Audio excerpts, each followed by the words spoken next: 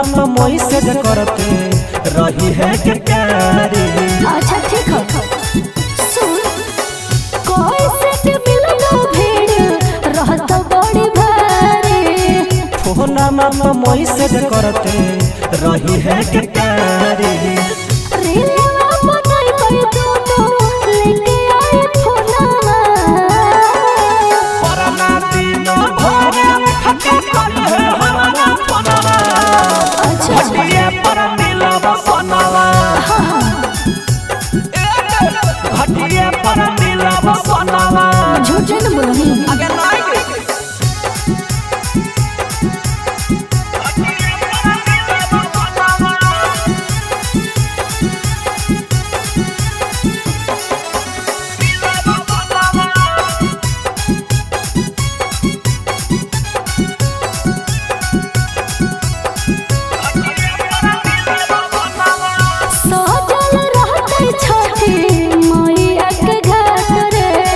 मंगवे अमर बहर दोनों जोड़िए के हाथ गए।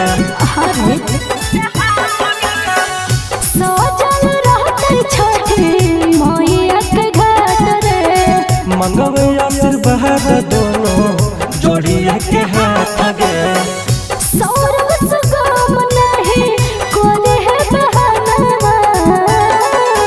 पुराना दिन भरे खके कल है हमारा फोनवा। घटिया पर मिलवा फोनवा। हम इंतजार कर रहे घटिया पर मिलवा फोनवा। हाँ ठीक है फेंकवा ले रही ओके।